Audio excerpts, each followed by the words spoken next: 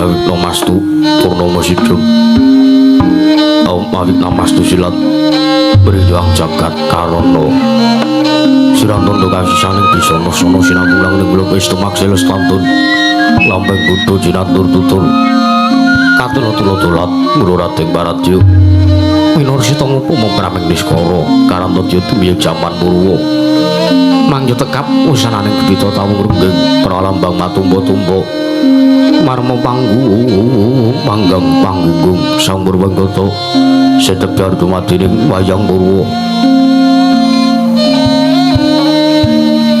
purwangan kondung narik nuntung basa duwe guru musurasa yen narasaya karaos mulajari wangrasa wani urung diri rasa rumong sang rumang sandi lir jalma ngila kaca jarweh wis lakup janjari tolo becik wis gumelar jroning pakeliran iki sejati amrik sari pagelaran inggih purwa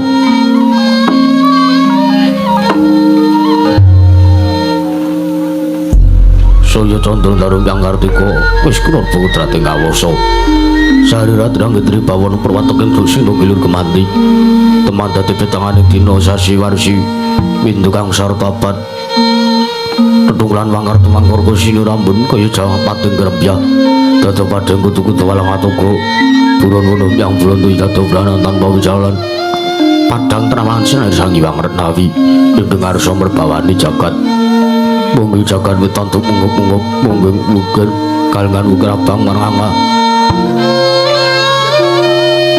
lamun keksah ya dilat-dilat bumi saya tangu si berusaha Hyang Reko katon semablakan kudu ngabagai semut senar kabar bawan sinaring sang Hyang Paswanto tarem tu katon ijo ruyu-ruyu amangku gunung biru moyo-moyo pucing gunung darung kasih ring Prabanjana lenggut nganti kaya gunung Makutha Mega tantawis damusa lan kawula dase den luar sang upaya buka garap Tegal Sawai anglu silur tanana pedhoti sinabi sendunan sesindenan mikul garul gune anggir ngruja kayane sawenana pirembagan sumur wangi sang Hyang Reka saya damusa inggil wis katon sinaring jagat durung kenging papan lor kidul tan kulon sinaring jagat kang samya bojotara butuh jrebet kekuwung panandring mangke ingkang kasebat kawontenanipun para titah wonten ing Marcapada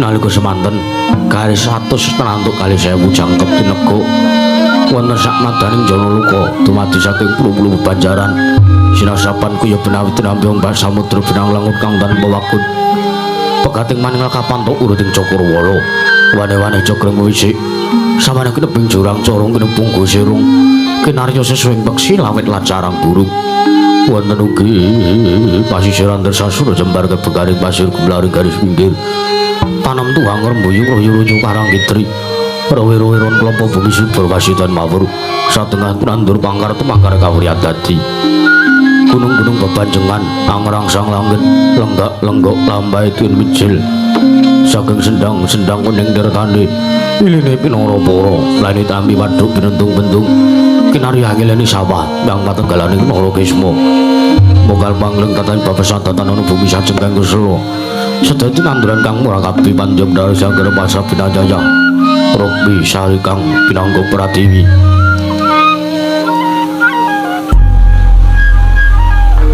pategalan goblok jeneng ngrembuyung godhongane ambyek wae nganti kaya mangnung mitane polo kependhem polo kesimbar polo gumantung sadetan kujiwa jinawi tukulan kang maweh sarasane diri ingon-ingon aja kaya event sansa yang ngrembaka lamun siang gelar ing mangunan lamun wanci sarap surya sangya mulih marang kandange dewi-dewi tatanana carane kandhang anggo ranjing malang labet tebih saking tindak Durjana Tuti sami sayek seka kapti akar ilu guring nusa bangsa mapan wonten ing Marcapada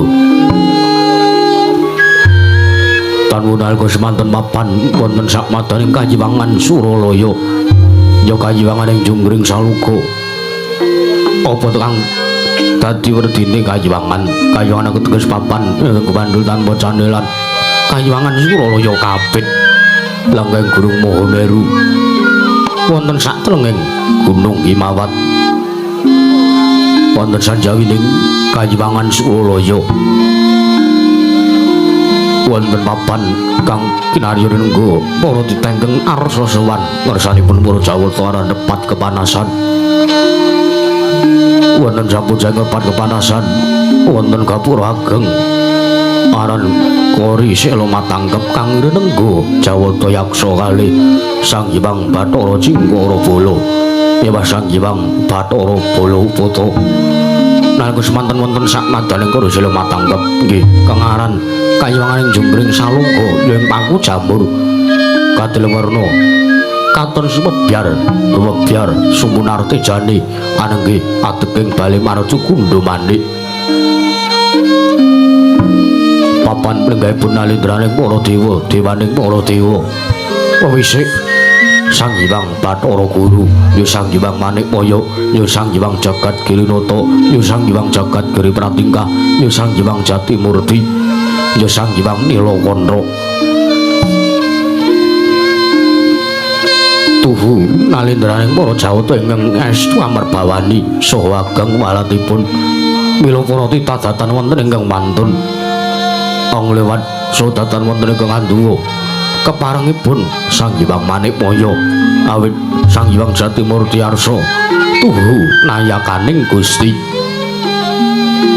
nalika semanten sinipha sangjaning para Durandara para Widodara Widodari para dewa miwah para dewi tegambar mleber wonten sakjawining bali marti Kundha Manik yayah samudra datan Potebi samya manggung ketanggung jaga maloro-loro samya ngambil macane keprabon paradika wis sore mangke katinggal rawuhipun kamituhaning kayiwangan Jawata ing sithik pangudal-udal aniki Sang Hyang Resi Narada ya Sang Resi Kanika Putra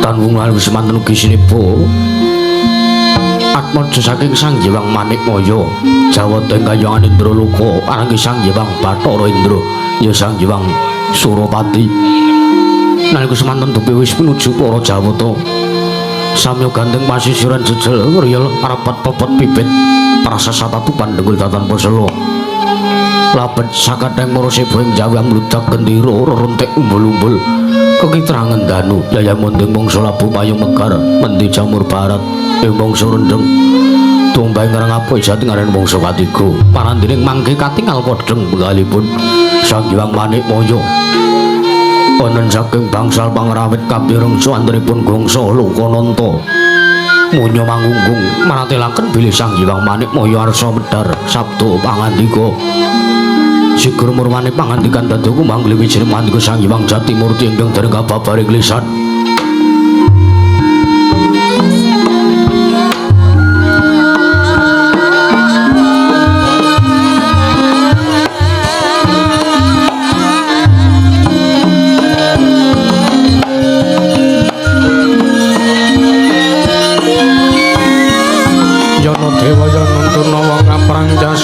sar-saran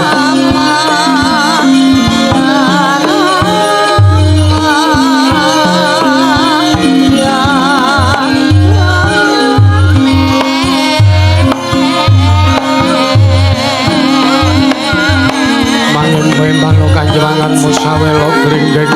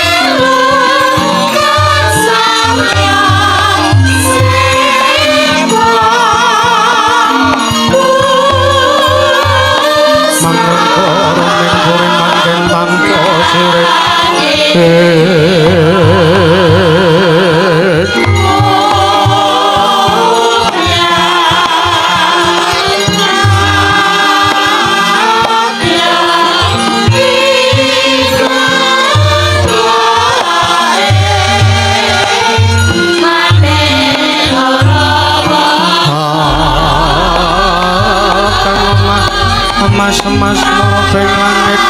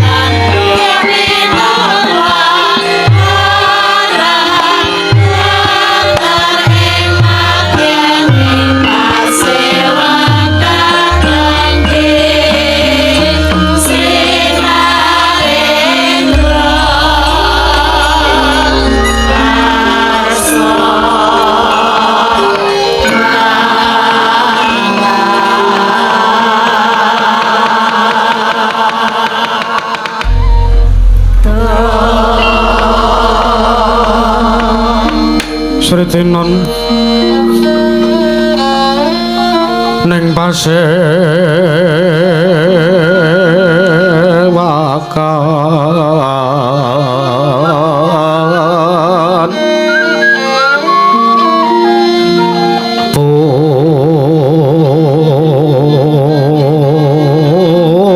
busana maneka warna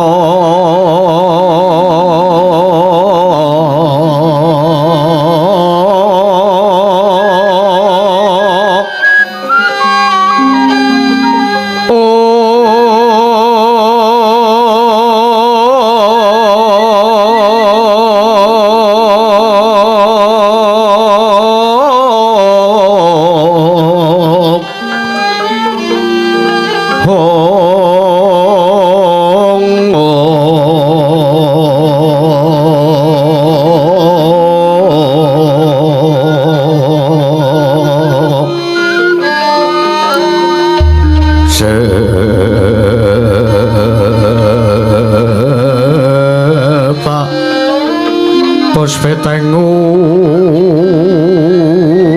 Jono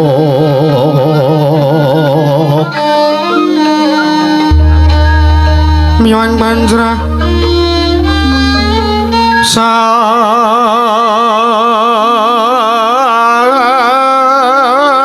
Sarwarokmo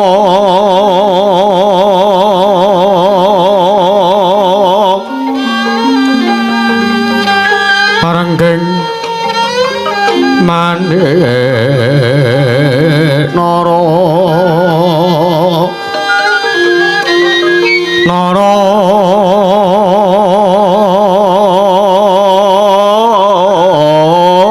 Wata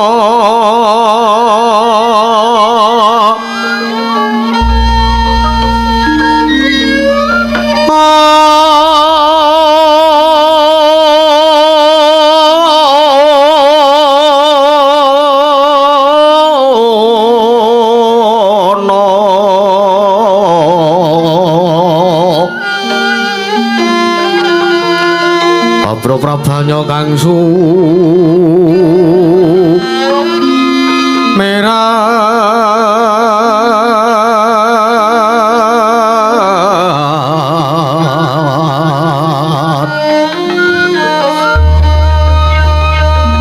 kenyaring teca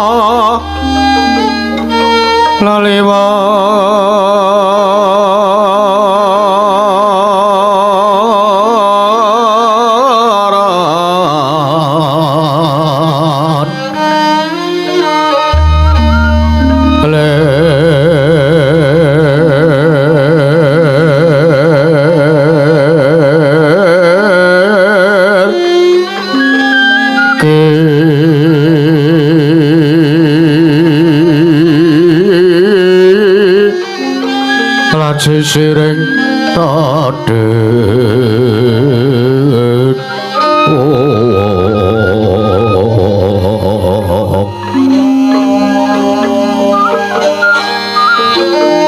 Bok kondomre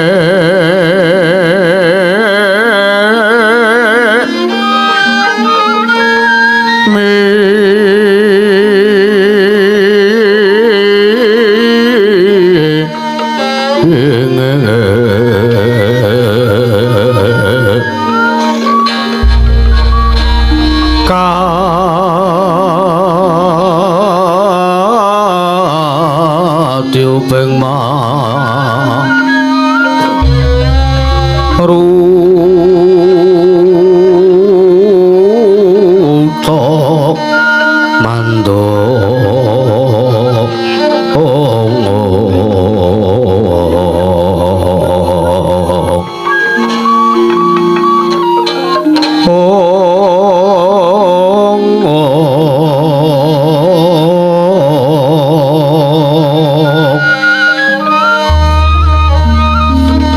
saparan mangambar kongas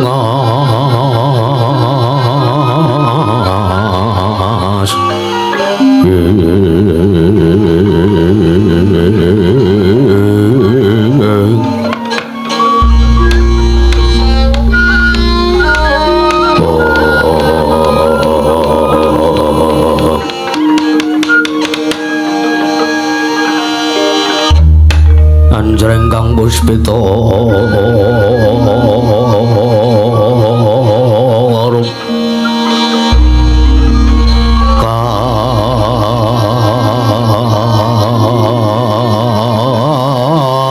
kasilireng samirana mre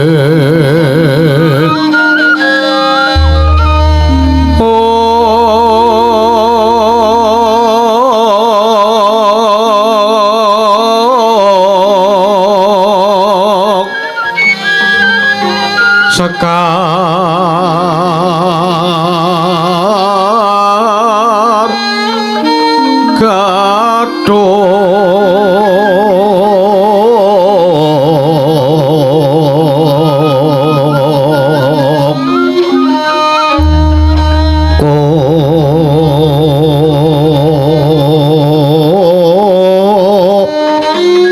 ngas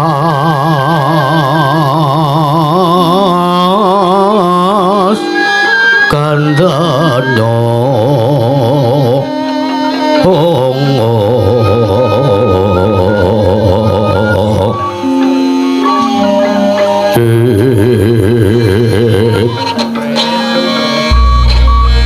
maweh raras arep maning driya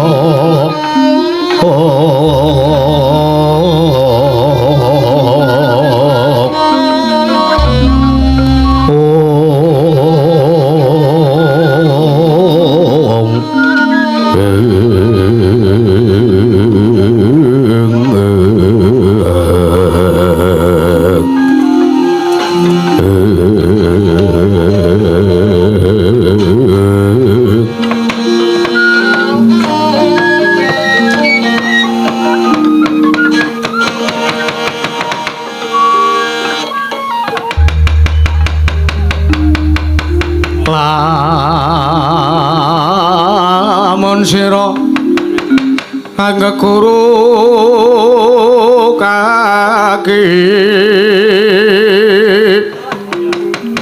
amilya manungsa kang nyata engkang becik marata bate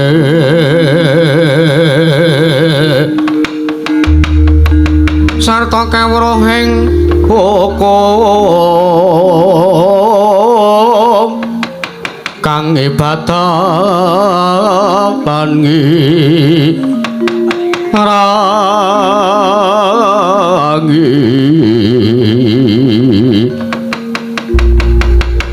sakara lewa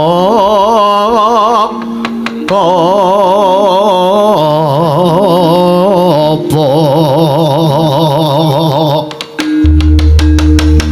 engang was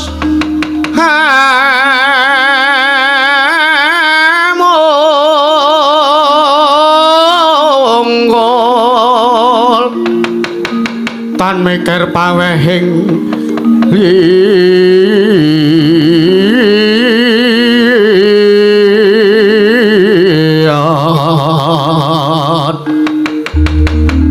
iku pantes Guranana kaki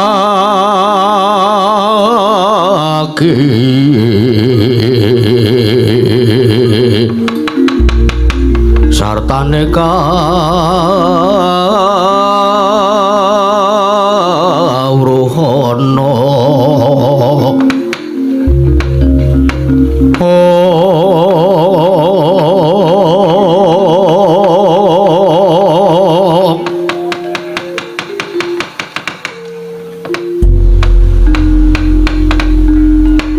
Mas Tunama sidam singaring bawana langgeng Kakang Narada Kakang Resi Kaneka Putra Regensa karo dayang Pak Makmong Bobolong ali cedhe sapa sing gawe punapi Adik Guru kawula nyenenging Siti Pangudal-udal kawula nampi bilan Padukadi Pramesti Bathara Guru Adik Guru maneh kaya wonten ngersanipun Padukadi Pramesti Bathara Guru wonten ing Kayuwangan Suralaya wonten sak madering Bale Mareju Gunda Manik Adik Guru kepareng ingkang ngrangking Siti Pangudal-udal Cemadong dawuh wonten dinten sak menika paduka nglempaken saking para wadya para durandara para dewa para dewi para jawata hapsara hapsare wonten ing Kayuwangan Suralaya Adik Guru paduka miji dumateng wiswanipun ingkang ngrangking Siti Pangudal-udal kepareng kula Cemadong dawuh punapi Adik Guru inggih Kakang Narada sakalangkung bombong bilawanipun manahipun ingkang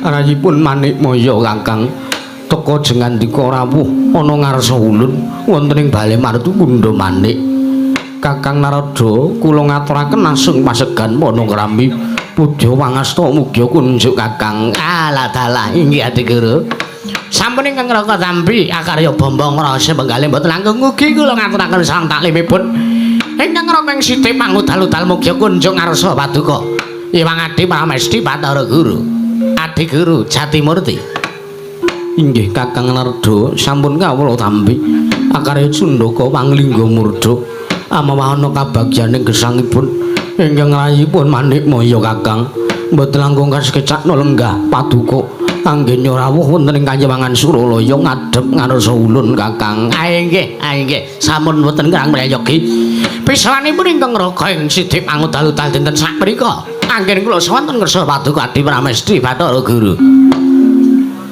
Indra Atmaja ulun Surawati anggon kita sowan ana ngarsa ulun padha tatanan barisaning para durandara para dewa para dewi hapsara hapsari aja nganti padha ingkang padha sahur manuk jeneng ulun nedya mbabarake sartane anem Brama wigatining pasewakan parapatan agung ulun nglempake sanggiyaning para jawata hapsara hapsari ana ing Kayuwangan Suralaya Surawati baunuk-unuk niki kepareng kula tampi marang paduka Kanjeng Rama Pukulun Manikmaya Rama Pukulun kepareng paduka miji dumateng pisawan kula menawa ingkang sampun paduka dawuhaken tartentu kula mboten badhe swala tartentu kula nedya mas mangestu padha dawuh paduka Kanjeng Rama Pukulun Manikmaya namung dereng langsak sampunipun kepareng kula ngaturaken sembah sumungkem mangabekti kula kunjuk sanda pemuda paduka Kanjeng Rama Pukulun Manikmaya Iwang Adi Pukulun ya Indra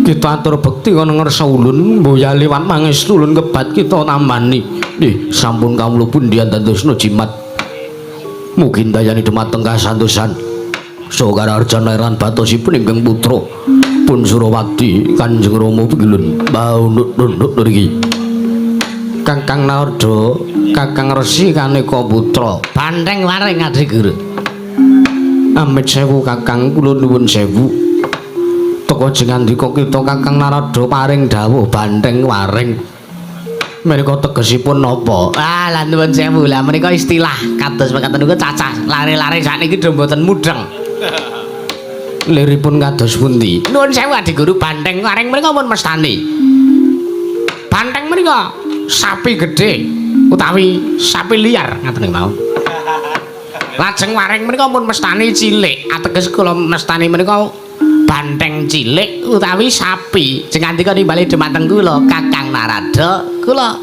matur sapi ateges punapi ati guru ilah teka sing ngandika menika wonten kemawon anggenipun ngerakit ukara ala menika mujudaken sasmita menika napa nggih kirangan kula dhewe ya ora paham jane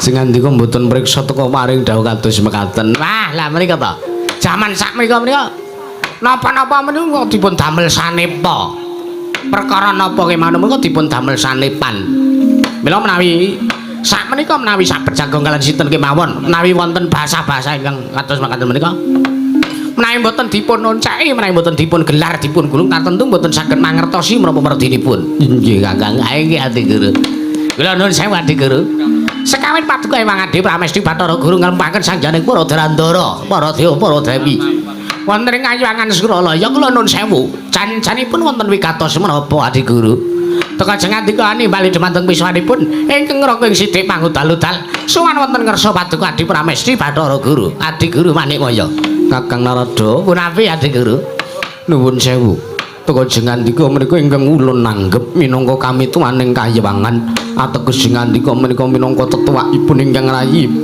inggih ulun pun Manikmaya teka perkawis ingkang dipun raosaken dening para Jawata jengandika Kakang Narada mboten saged ngraosaken Kakang Narada tartentu jengandika menika sampun saged ngraosaken Kakang perkawis menapa sartanipun penggalih utawi legetaning manah kula isinipun menapa menawi estu jengandika menika tetuak ugi kami tuwaning Kayuwangan Kakang long lambyang denggang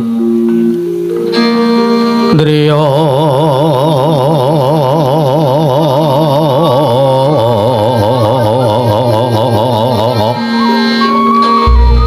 Leriwang Candra kata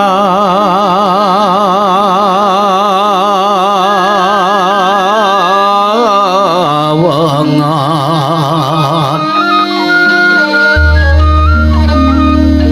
sumu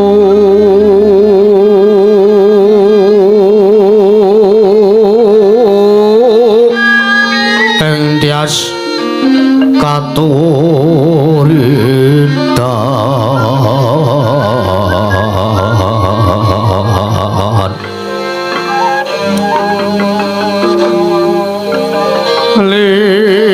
limut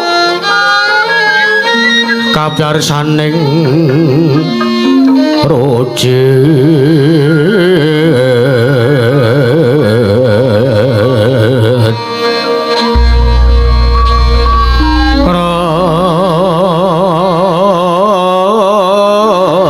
remeng driya ma nawung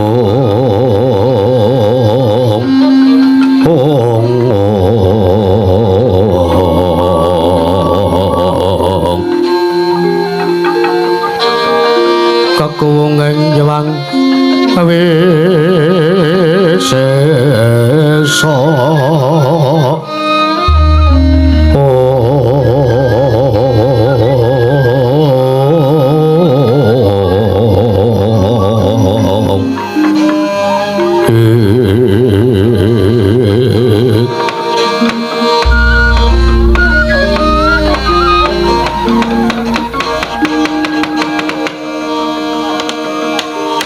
perkensang laru doyong pak mong bu bolong kali sedih sapa sing gawe nangka buasak dikopi kari petane lho ya nuwun sewu adi guru nggih sampun kula tampi sampun kula saged mangertosi menapa yen tatus legetanipun manahipun Adi Pramesti Bathara Guru wekdal sapunika kula sawang kula tingali kadidene katingal rengu mereka janjanipun wonten perkawis menapa adi guru alah dalah nuwun sewu Kakang teka jengandika menika nyuwun priksa ingkang kados mekaten ngarsa ulun jengandika menika menapa mboten priksa legetanipun manahipun ingkang rayipun Manikmaya alah nuwun sewu Mboten kateges kula mboten mangertosi menika babar pisan mboten perkawis mekaten menika nuwun sewu babar pisan mboten.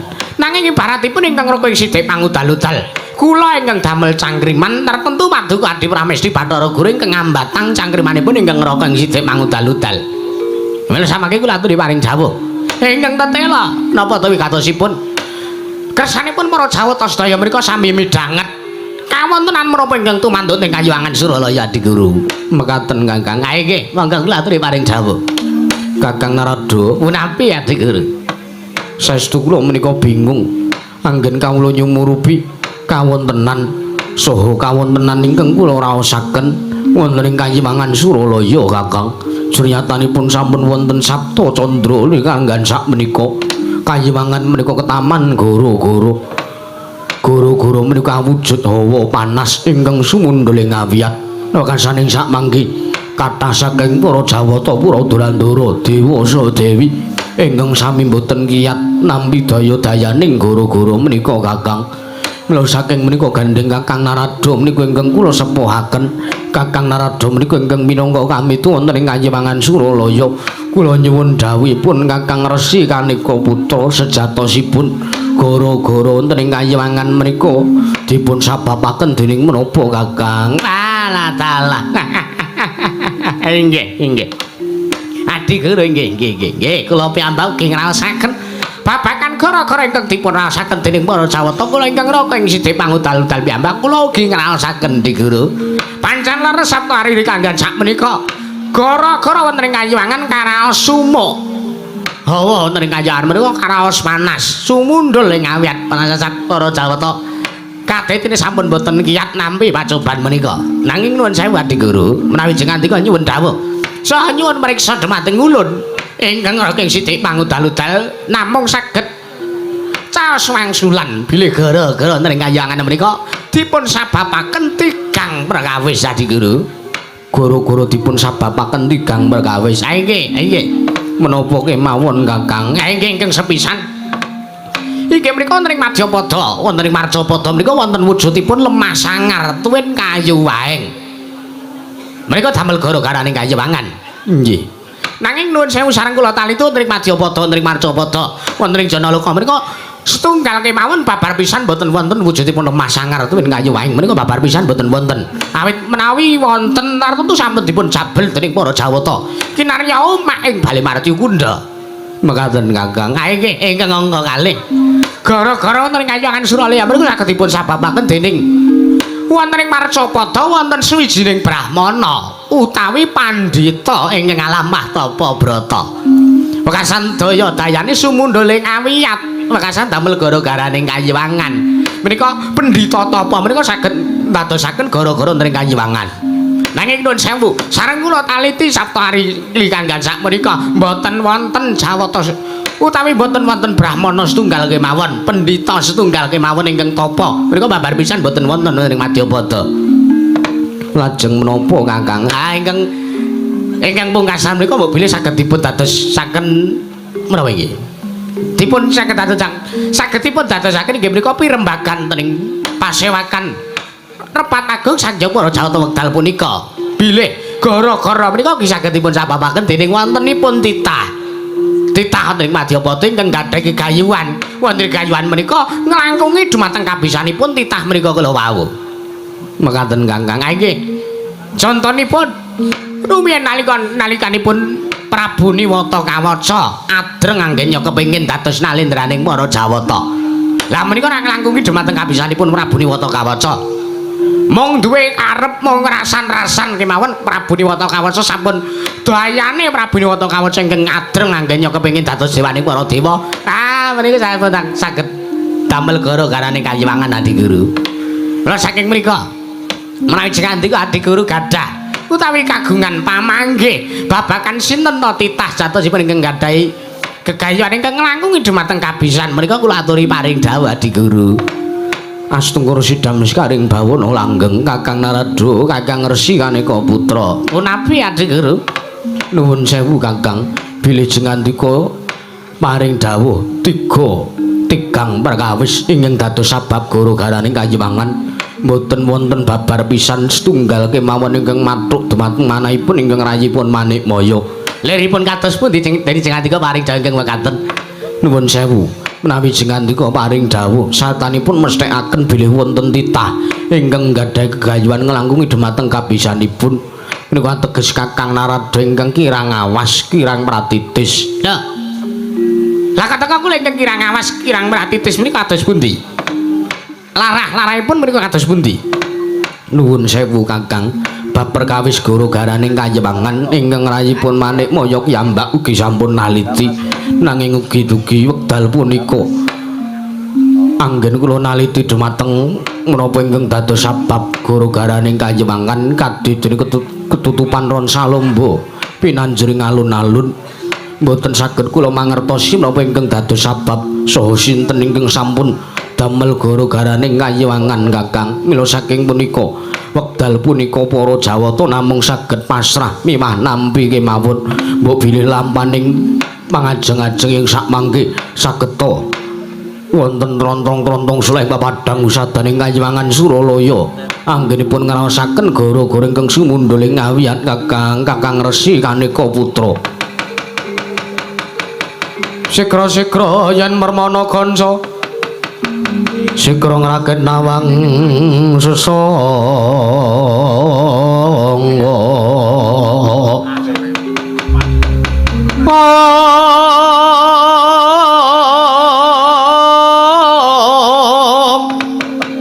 nalendra mbek marwa sing sanggatre gumulung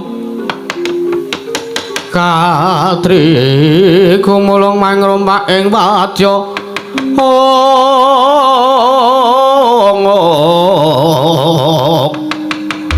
Purtakrane kakiri-kiri ronanggana magawe kelare rawang-wang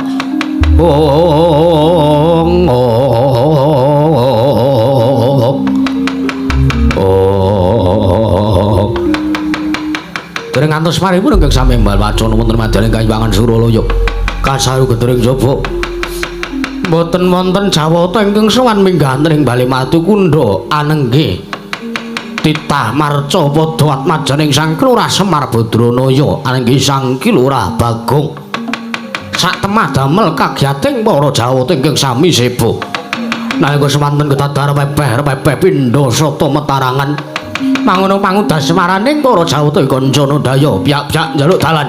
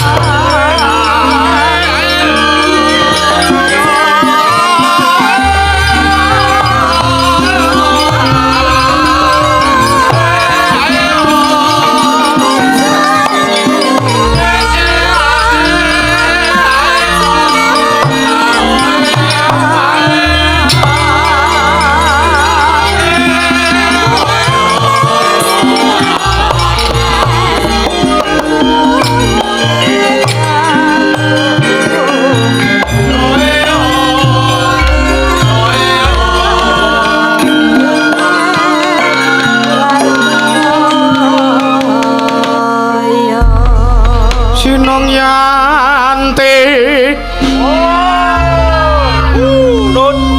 Sinongwati jagat kinari Amo ya Mbak lumembak Mbak ing samudra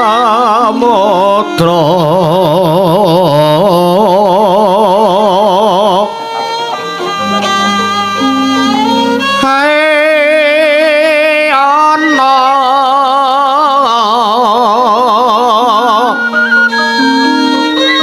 hai ana bali lumut tamra ganggang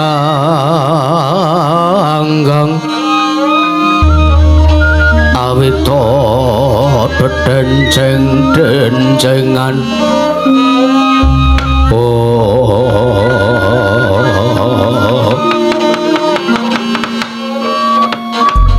Astungura sidam sekaring bauna langgeng kakang rada kakang resi kaneka putra prekencang marudayang Pak Pong bu bolong kali cedhi sapa sing gawe wah pun apik Adi Guru larak leres to kakang kula matur inggih napa jingandika ingkang kirang amas saha ingkang kirang pratitis saha kirang anggenipun maring dawuh babakan guru garaning kayuwangan menika sababipun menapa kemawon cobi kakang kula aturi ningali menika sinten ingkang sowan wah ya Langge Adi Guru nyuwun ngapunten kula kesupen.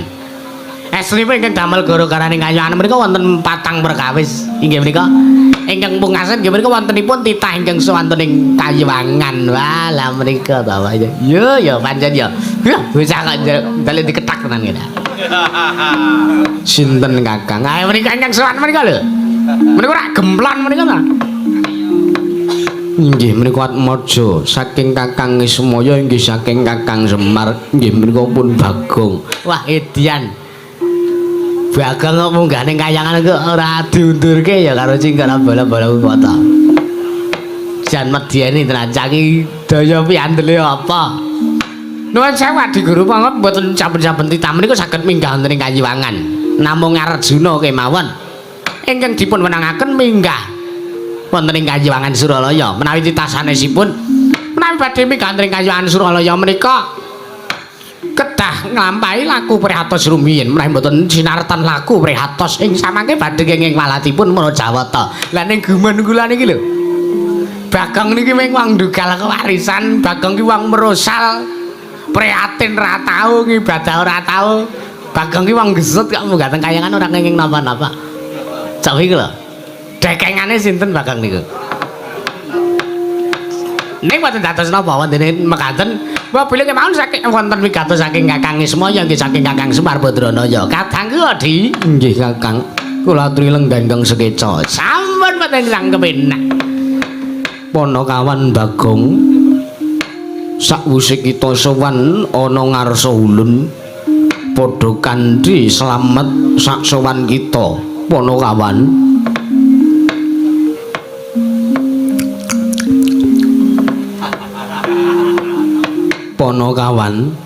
Panakawan Bagong padha kanthi slamet sak prapta kita. Kakang Narada punawi Bagong kula dangu mboten semahur Kakang. Monggo nuwun sewu paningalipun menika ugi mboten merem mboten tingkem ugi menteleng nyawang wonten mriki lah kok teka mbot kula timbali kula dangu mboten matur. Wah nuwun sewu sajake kesengsem karo widodari jane ngguri.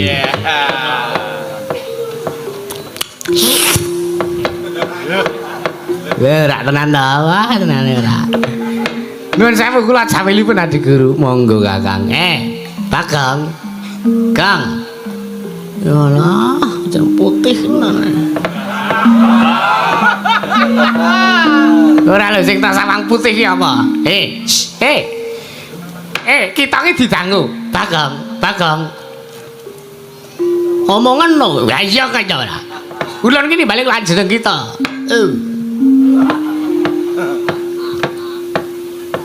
Wah. Nek endi nomor WA-ne ngono. Garak kentir tenan tau cakor. Bagong. Apa? Kowe ngopo njeluk-njeluk aku? Sik. Ulan ki dewa kok kita ora basa karo dewa. Oh. Sampeyan kuwi dewa to? Dewa. Wah. Dewa kok elek. Hus. Ngawur karo ora. Dewa kuwi kondang bagus, sampeyan kok wujude kaya Vespa. Vespa tunggal kita kira. Sekarang ditimbali ati guru kalau. Wonten dawuh. Sapa ya? Pukulan. Wonten dawuh. Pukulan sinten? Pukulan maneh wonten dawuh pukulan oh Bathara Guru niku niki to iya ulun Bathara Guru wah tenan ora mbok sing positif wae lho lire piye jare Bathara Guru kok ulun ya ulun niki aku oh sampean ulun ya ulun niki Bathara Guru ulun niki Sang Hyang Manik Maya oh ngaten iya Bagong padha kanthi raharja sak prapta kita. Moh. Lho. Kok moh sebabe? Jeneng kula niku apik-apik Bagong tekan ngriki adu-adu kraya-raya kok jeneng kula diganti kita. Amah. Gang Bagong. Wonten dawuh kula. Nek nang kayangan kuwi nyebut aku kuwi ulun. Oh, ulune loro saiki nek. Kowe ulun, kae ya ulun. Bocah kok kecelok ya.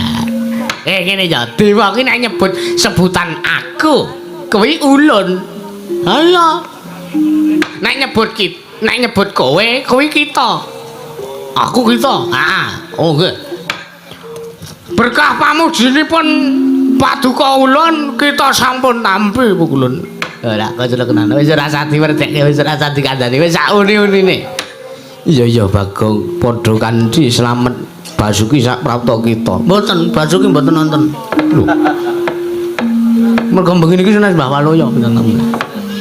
Ngaten. Iya, padha kanthi slamet. Slamet nggih mboten nderek. Nglatih ekstra kalau wingi. Sak karep kita, sak uni-uni kita. Sare adik guru sare ngadepi laris setunggal menika pancen kudu ginakaken kesabaran ingkang total adik guru. Bekti kula konjak pukulan maneh Maya. Iya Bagong ulun tampa pangestu ulun kebat kita tambani. Nggih. Sampun kawula pun ndandosna jimat. Bagong padha kanthi slamet Basuki sak prapta kita. Pukulan sinten iki? Ulun Sang Hyang Narada. Oh, pukulan sinten? Pukulan Narada. Pukulan Narada. Oh sing sak dinggo ada-ada kaya. Sang Resi Kaneka Putra. Ngono niku. Ya kula niki Sang Hyang Resi Kaneka Putra niku ora sadinggo suluk. Nggih. Sampun kula pundi pukulan. Mboten kirang prayogi. Sakarepmu ngono. Bagong padha kanthi slamet sak tekamu. Sinten iki? Ulun Sang Hyang Surawati ya Indra. Wah. Manggeser rebabe sampean ngandangi penonton. Ngece kowe. Mboten kok ngece. Kenyamanan penonton niku utama. Nek rebabe sampean ngedang-dangi, ya mang golek nggon liyane ngono. Lah ulun kok malah isin ketekan Bagong. Sabar sare Hendra, sabar. Nggih pukulun. Ana kawan Bagong. Wonten dawuh pukulun. Ana wigati apa dene kita sowan ning Kayewangan teka ngasih gawe gara-garane Kayewangan. Menika mekaten. Sepisan sowan kula ngaturaken sembah bekti kula kunjuk ngarsanipun Iwang Pikulun Adi Guru. Ingkang nganggo jeneng Adi Guru mono Kakang Narada wae kita mboyakena. Ngaten pukulun. Iya. Kula sepisan ngaturaken sembah bekti kula kunjuk ngersanipun Iwang Pikulun Manik Maya ndungkap ingkang angka 3. Sowan kula niki semboten saking pikajengan kula piyambak nanging sowan kula dipun utus kalih bapak kula kon sowan teng Kayangan Suralaya jalaran bapak ngendika kalih ngaten kula Bagong nek pancen kowe arep mbangun desa, nek pancen kowe arep kepengin makmurke kawulamu, kowe njaluk syarat ning kayangan karo Bathara Guru. Lah, pandene niki semanten kula sampun gadhahi gegayuhan nggih menika. Kula kepengin bangun desa. Lah bapak paring dawuh ngoten niku kula mboten saged suwala. Isa kula mung nurut dalan kula takon-takon kalih tiyang-tiyang dalan teng Ayangan Suralaya teng pundi. Lah ndelalah kula sowan teng mriki kula saged pinanggih kalian jengantika paduka pikilun.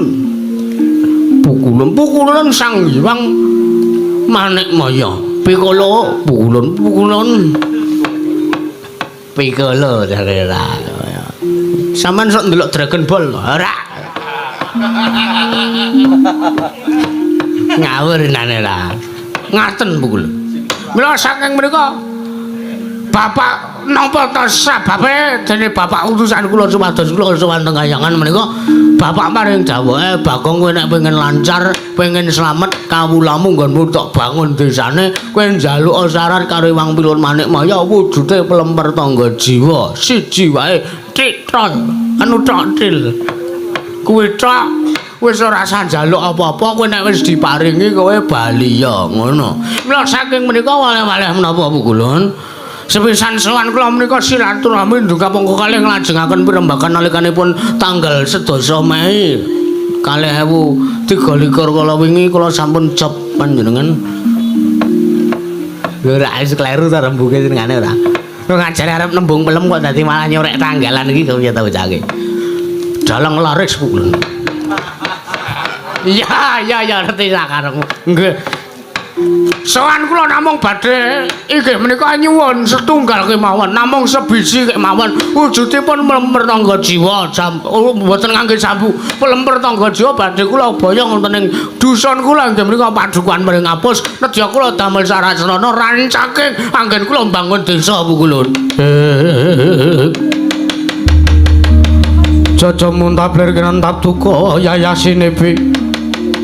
Netra kocak ngondarandi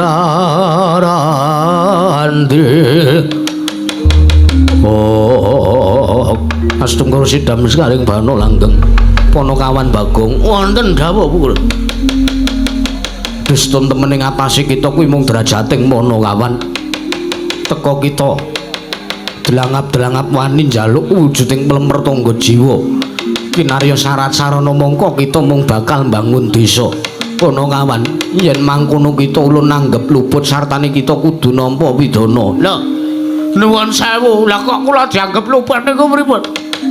Merga nuwun sewu sing kongkon kula niku ra mudeng jane pelemper tangga jiwa niku janjane kaya ngapa? Bentuke kaya ngapa? Rasane kaya ngapa? Dawa apa bunder apa giling apa lonjang? Apa empuk apa atas? Mbok cilik mbok gedhe? Mbok ming sak mene apa sak mene? Kula dhewe ya urung ngerti kok. Kula saking menika kula niki mung nuruti ngendikane bapak nek pancen kula niku kepengin rancak gagahan kula anggen kula mbangun desa. Ning kita wis luput. Luput kula. Luput kita sepisan kita ning atase derajating Ponokawan wani munggah ning Ayangan Suralaya. Inggih angka 2 luput kita. Kita kuwi mung batur derajating batur kita kuwi mung gedibal 17. Teka delangap-delangap njaluk wujuding pelemper tangga jiwa. Kamangka kita mung bakal mbangun desa kuwi kaluputan kita lan kaluputan kita ingkang pungkasan ya kuwi kita wani nggunakake asmane Kakang Ismaya kamangka ora sak trepik kita adol jeneng nglawan panjenengan ulun mula kang saka kuwi kita bakal ulun pidana Ponokawan.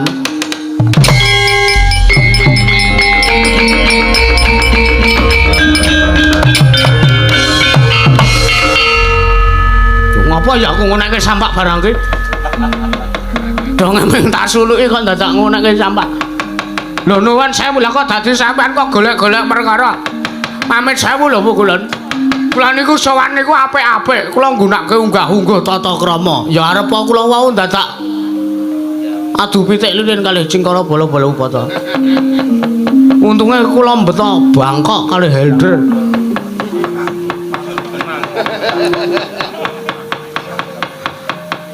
kalih kula wis totoan sapa sing iso ngalahke pitikku kowe entuk BR sak bagor. Lah ndelalah kula sing menang lah kula entuk mlebu. Lah nek kok tekan mriki kula sowan apik-apik kok kaya ora ditampa sowan kula. Kula sowan apik-apik kok seolah-olah mboten enten rasa kehormatan kalih kula. Maka nuwun sewu lho Bu Kulun. Mboten kok ateges kula ngundat-undat kelampahan sing pun kelampah. Mboten kok ateges kula niki ngapik-apik awak kula ning nuwun sewu kok panjenengan niku kula aturi emut Purwadasena. Emut kula aturi emut Purwadasena. Tak nyuwun priksa kula niki anake sinten? Kita kuwi atmajane Kakang Semar. Ha. Kakang Semar menika sinten? Kakang Semar menika bapak kula, menika ingkang Raka, menika Kadang Paduka piyambak. Inggih menika wisik Sang Hyang Teja Esmadi. Pidalem wonten ing ngerancang bleberan pelayan. Ora ngawur to jenengan. Sang Hyang Ismaya sampeyan aja ngawur lho kula. Nuwun sewu. Sowan kula niki apik-apik kula niki niat kula niki bedamen mongko derajat kula kawula derajat kula titah kalih Jawata kula niku mun sak mesine kula ngabekti kula sowan mundhuk-mundhuk wonten mriki. Kula niku mboten ajeng golek perkara ora golek memungsuhan kok kula kok mung arep njaluk ming siji wae to pelem wae niku mending ming siji wae kula nembung bangane jaman cilikan kula pirang-pirang ming nyolong dosa ndi luput ndi nek dipikir kalih leh kula njaluk wing siji nek kula nembung mang penggalih sing niku Kulun sampean dadi dewa ya dadi dewa ora kok malah ngegungke karo apa sing diduweni nuwun sewu wonten ing alam donya menika mboten langgeng wonten ing alam donya menika derajat pangkat menawa mung sampiran ngoten sampean sugih aku kere sing bedake ming niku tok ning enten paningalipun Gusti kang karya jagat kula kalih panjenengan menika sami ngoten nanging ulun iki ingkang sak patute sinembah dening para titah mboten mesti dewa niku disembah karo titah mergo nuwun sewu dewa niku udu Tuhan dewa niku senes Gusti sing gawe urip dewa niku babar pisan senes kok Gusti kang karya loka niku mboten dewa niku namung nayakaning Gusti nek teng agama ten kitab-kitab jenenge malaikat paham mboten ha kula ki arep glelenge kaya ngene cilikan kula dhisik udan-udan kula mangkat ngaji kok alhamdulillah TPA iku rak jilid siji ora lulus ning mboten apa-apa kula seneng mangkat mergo sing ulang ayu ora undang-undangane kaya ngono tur entuk takjil nek takjile ming gorengan lamah kula minimal ya risales lah milih jenengan ora pun iku Tan Semar pamoring sukma sinukmaya winaya ing asepi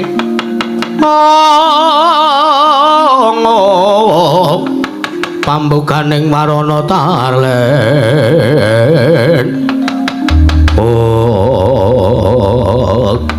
Wiladalah Panakawan wonten dawuh ulun Buya bisa maringi dawuh wektu iki lajeng sak kersanipun pukulan manema kados pundi kita metu luwih dhisik entenono ning ngerpat kepanasan ulun bakal sak pirembagan kelawan para Jawata estu lho niki estu iya kula enteni teng ngerpat kepanasan janji nganti 1 2 3 kedheping pandingal kula entosi kok mboten wonten keputusan saking Wang Pikulan Manikmaya kula kepeksane ngamuk teng mriki kula nguyuh sak nggon-nggon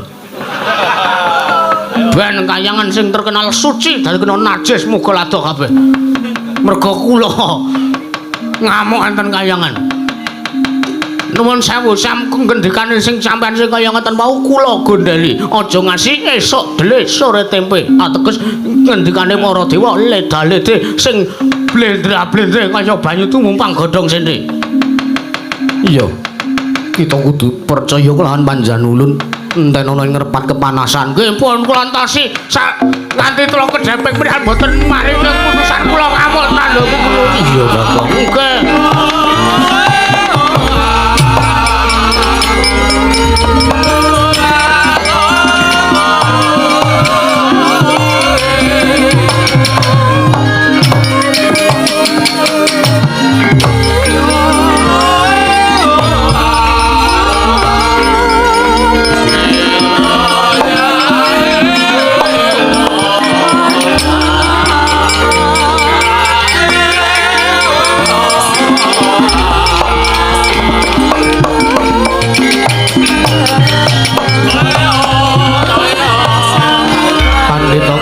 Wangsit pindho gombang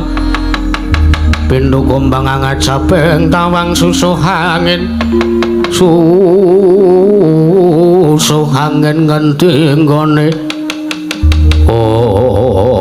wah lah menika lak katune jenengan tika menika malah atur dara kalian pun kawan Bagong kula janjane ajeng ngelikke ning kok kula rawani mboten wonten sababipun menapa Kakang lho nuwun sewu to Bagong menika ning atase wing titah monggo kondang dugal warisan kondang lenggesut lah kaya iso daki-daki ceramah kaya ngoten niku wah edian kula kok malah isin dhewe Adi Guru sampun Kakang Narada ingkang bakun jengandika lak nggih nyengkuyung ingkang rayi nggih kula nyengkuyung kula rumajang kula piyambak nggih mboten sarujuk menawi Panakawan Bagong menika nyuwun wujudipun pramangga jiwa jalan Bagong menika namung derajatipun titah nggih Indra wonten dawuh Marata gage timbalana permoni ya Betari Durga bakal ulun dawuh supayane ngundurke kelawan Panakawan Bagong nggih sendika ngestaken dawuh nyuwun pamit madal wasilan ngati-ati aja kaya bocah cilik Indra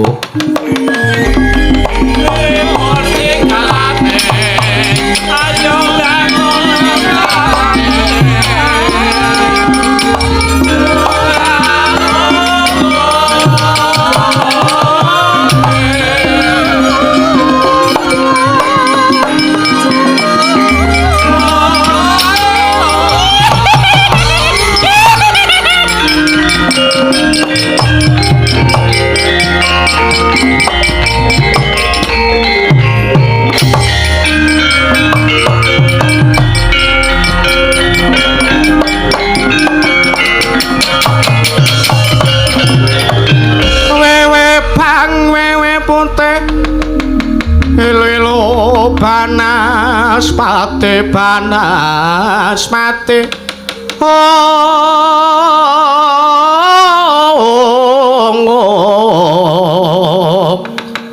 enggle balungan tanda jem setan preprayangan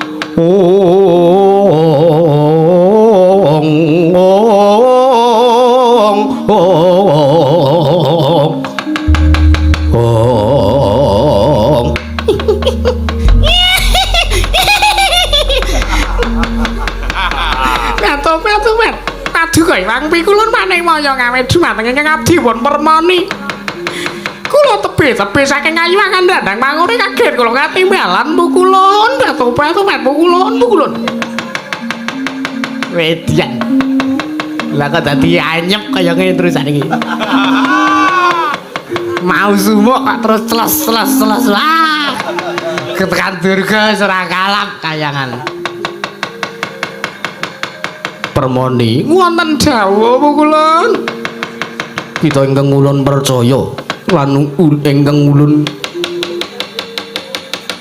percaya kita bakal ulun dawuh ngundurke Bagong sipun nuturaken sampamipun menapa merga sangka Bagong duwene kaluputan ya kuwi wis wani nyuwun wujude plemer tangga jiwa lan jambu dipunirmala ngarsa ulun ning atase Bagong mung derajating Panakawan mung derajating batur kedibal 17 teka delangap ning atase mung bakal bangun desa wae lah kok teko njaluk syarat srana ya kuwi pelemer tangga jiwa mula kang saka kuwi Bagong ngundurna kepiye wae caramu Durga Buta Pandhawa tata gatewe saya Indriya Aksasara Maruta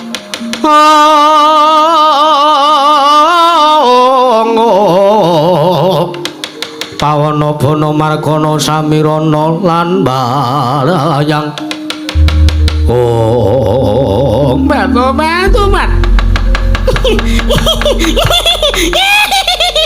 inggih Bu Kulon kula namung saged mangestu dawuh paduka wangadi Bu Kulon maneh moyo kepareng kula samangken Adya Bidal nyuwun pamit kemaken bangsaning jim setan mriprayangan demet-demet sedaya badhe kula maken ngunturaken sumateng pun Punakawan Bagong ya mrata diaki budal ngati-ati aja kaya bocah cilik nyuwun pamit Bu kula nyuwun pamit Bu kula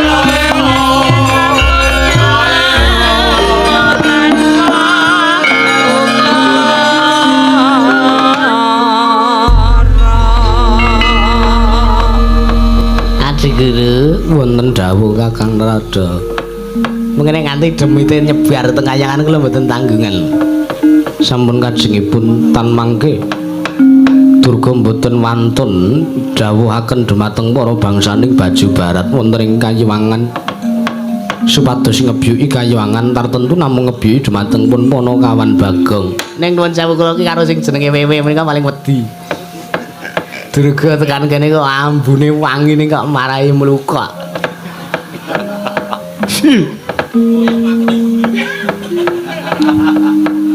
Napa nek sing boyoke bolong ning napa jenenge?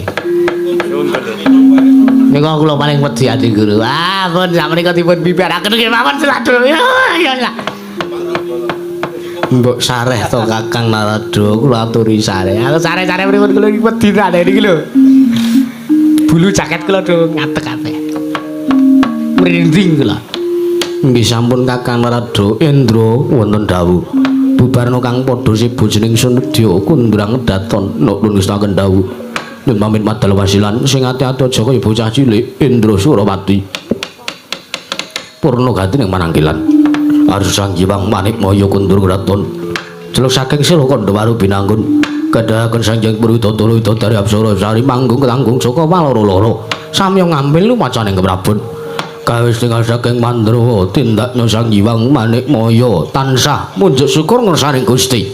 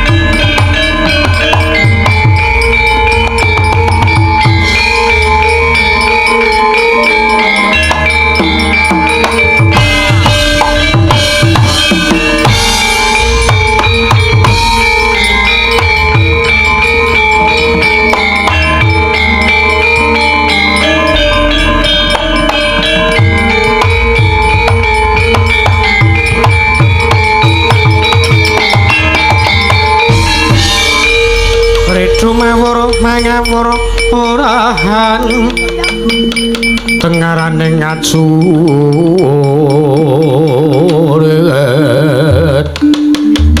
kang magura kang satetekat jaba dola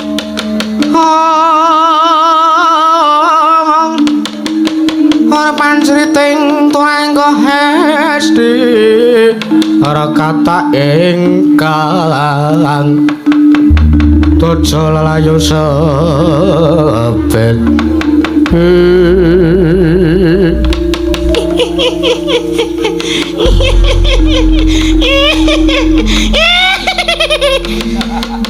Wirambana Dewa wonten dawuh padukane malih dhumateng ingkang putra pun Wirambana Dewa Ibu Bedari tumenggung sapa wae kula mun ganti jeneng Ibu Bedari sapa kula pun tumenggung Prawara Kendra nggih kasinjan mekaten wonten dawuh napa ngawe ingkang abdi pun Wirambana Dewa wonten ngrepat kepanasan mangerti ya nggih kalamun dina iki pun bentuk dawuh saka Iwang Pikulun Manikmaya nggih kados pundi